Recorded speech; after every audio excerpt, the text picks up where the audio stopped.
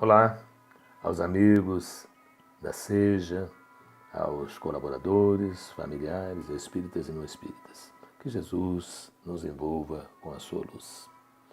No nosso encontro de hoje nós vamos falar um pouquinho sobre o Cristo conosco, o Cristo operante em nossas vidas. E a gente se baseou num texto que está no livro Pão Nosso, na lição 35. Chama-se O Cristo Operante. Eu vou ler a frase, Emmanuel se baseou ali, numa carta de Paulo aos Gálatas. Aí eu vou ler o trecho. Vamos lá.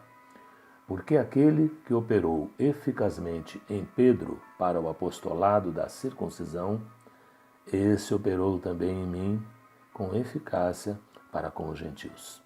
Esse texto está em Paulo. O que nós vamos ver aí, pessoal? Emmanuel já falava, ele vai trazer uma reflexão sobre esse texto, de que Jesus opera com qualquer ferramenta. É isso que a gente vai sacar. Veja lá. A vaidade humana sempre guardou a pretensão de manter o Cristo nos círculos do sectarismo religioso. Mas Jesus prossegue operando em toda parte onde medre, onde brote o princípio do bem. Vejam. Então, por vaidade, muitos de nós achávamos que o Cristo só operaria nas igrejas, né? Só operaria nos núcleos, só nos templos. Outros ainda acham que ele só age através do sacerdote, do pastor, do padre, né? Do principal médium. Né? Isso tem até hoje. Então as pessoas vão lá para receber uma unção do padre, do pastor, vão receber uma bênção do padre, vão receber um passe do médium, que tudo é a mesma coisa. E as pessoas querem, às vezes, escolher, porque acham que aquele que é mais destacado pode trazer um resultado melhor. E não é nada disso. Cristo opera com todos, porque Cristo operou com Pedro, que era o homem bruto, grosso, e o colocou para converter a quem? Aos judeus estudiosos. E Cristo operou com Saulo, que era um homem fino, requintado, cultíssimo, e o colocou para evangelizar aos gentios, que eram politeístas. Vejam que interessante. E vamos lá, texto de Emmanuel. Dentro de todas as linhas de evolução terrestre, entre santuários e academias, olha o que ele quer dizer, entre templos e ambientes de estudo, movimentam-se os adventícios inquietos. Os adventícios inquietos são aqueles forasteiros, as pessoas de outras religiões que são inquietas, que vêm lá fazer perguntas. Tem os falsos crentes, não é? São aqueles que frequentam nossos templos, seus templos, mas que ainda não se adaptaram às nossas crenças. E tem os fanáticos infelizes que estão lá só para discutir. Então, o texto de Emmanuel. Dentro de todas as linhas de evolução terrestre, entre santuários e academias, movimentam-se os adventícios inquietos, os falsos crentes e os fanáticos infelizes que acendem a fogueira da opinião e a sustentam. Olha que interessante. Então, estas pessoas são as pessoas que com quem nós vamos lidar em nossos núcleos espirituais, nas casas religiosas, nas casas dos evangélicos. São essas pessoas, aqueles que fazem muita pergunta, mas depois de 2 anos, se você perguntar a ele, o que você está achando? Não, de fato, eu sou católico por família, tal. Esses são os forasteiros. Mas nós vamos enfrentar também aqueles falsos religiosos, que estarão conosco em todas as louvações, mas jamais participarão do trabalho. Eles nunca têm tempo, eles nunca podem. E vamos encontrar os fanáticos, que são aqueles que são efusivos, às vezes tumultuam um pouquinho, às vezes são polêmicos, mas são irmãos que com o tempo a gente vai ajustando, para quê? Porque dentre esses, olha o texto do Emmanuel, entre eles, todavia, surgem os homens de fé viva, olha que bacana, que se convertem nos sagrados veículos do Cristo operante. Olha que bacana. Então, Jesus, através dos seus, nos observa a todos, em todos os núcleos, na nossa casa, na dos irmãos evangélicos, na dos católicos. Jesus tem os seus emissários por ali. Mas ele está esperando aquele que tem a fé viva, fé operante, aquele que veio para trabalhar. E aí, olha o texto. Simão Pedro centralizou todos os trabalhos do Evangelho nascente, reajustando aspirações do povo escolhido. Olha que beleza. Povo escolhido, que eram os judeus, né? É a inversão deles. Vai falar também de Saulo. Paulo de Tarso foi poderoso para a renovação da gentilidade, que eram os politeístas. Através de ambos expressava-se o mesmo mestre, com um só objetivo: o aperfeiçoamento do homem para o reino divino. Que beleza? Então, o Cristo age em todas as pessoas. O Cristo usa a ferramenta que está à sua disposição. Mas aí eu faço uma pergunta a vocês. É o Cristo que nos transforma? Nós vamos encontrar alguns irmãos dizendo assim: aceitou Jesus, se transformou, Jesus tem uma obra em sua vida, Cristo vai tocar o coração. É o Cristo que nos transforma? Não, senhores. Somos nós que aceitamos o seu evangelho e fazemos a nossa transformação. Assim fez Paulo.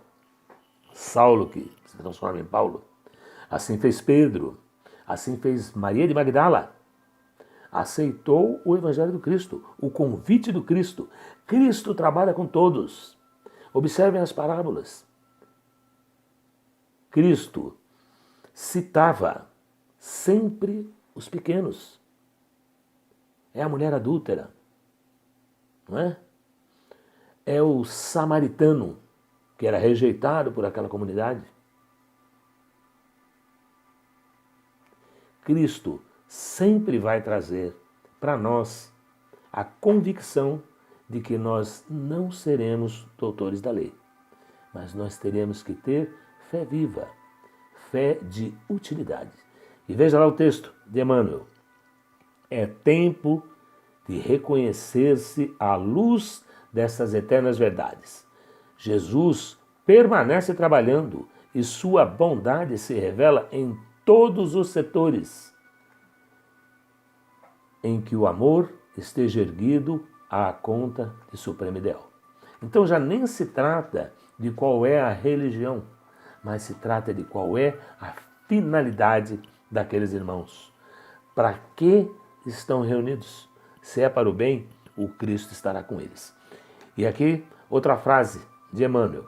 Ninguém se prenda ao domínio das queixas injustas, encarando os discípulos sinceros e devotados por detentores de privilégios divinos. Isso aí, pessoal, é aquela coisa que a gente fica, às vezes, um pastor mais destacado, aí o pessoal fala, não, ele trouxe um dom de Deus. Aí a gente vê um padre muito eloquente, aí fala, não, mas esse rapaz tem um dom, é por isso que ele está onde está. Nós espíritas também temos os nossos. Nós vamos ver lá Divaldo Pereira Franco, com sua obra maravilhosa, fazendo palestras pelo mundo. Aí fala, mas Divaldo veio com um dom especial. E não, nós assistam a vida de Divaldo Franco e vocês vão perceber que ele era um homem comum, um homem simples, um jovem médium que se dedicou. Divaldo abriu mão de si em prol do próximo. E aí teve o concurso de todos os mentores e do próprio Cristo, né? Então a gente vai mais para frente aqui, ó. Emmanuel. Cada aprendiz se esforce por criar no coração a atmosfera propícia às manifestações do Senhor e de seus emissários. Como, pessoal? Como que nós vamos criar em nossos corações uma atmosfera para que os emissários do Cristo trabalhem conosco? Trabalhando no bem, trabalhando no amor, abraçando tarefas de caridade. É mais importante servir do que saber. Estudar a nossa doutrina, a sua Bíblia, as questões da sua religiosidade, tudo isso é importante para que nós conheçamos a nossa filosofia, aquilo que rege, que é norte em nosso comportamento. Mas nós temos que ser úteis. É a nossa obra que nos distinguirá. Como Cristo já disse, a cada um segundo suas obras. Ele não disse que cada um seria recompensado pelo seu entendimento.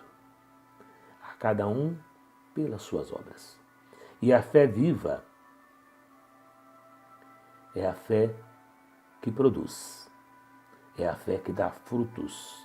E não aquela, como a gente estudou, dos fanáticos, que têm uma fé só para discussões, ou dos falsos crentes, que têm uma fé só para louvação, ou daqueles inquietos que só têm questionamentos. A fé viva é daquele que põe a mão na massa, abraça a atividade. Essa é a fé viva. E aí Emmanuel encerra aqui pra gente. Trabalha, estuda, serve e ajuda sempre, em busca das esferas superiores. E sentirás o Cristo operante ao teu lado nas relações de cada dia. O que ele quer dizer com isso, pessoal? Como é que é esse negócio de sentir o Cristo com a gente todo o tempo? Se nós abraçamos a atividade e outras atividades, nós estaremos o tempo todo acompanhados por esses mentores de luz, por esses amigos. Nós estaremos o tempo todo com o Cristo ao nosso lado.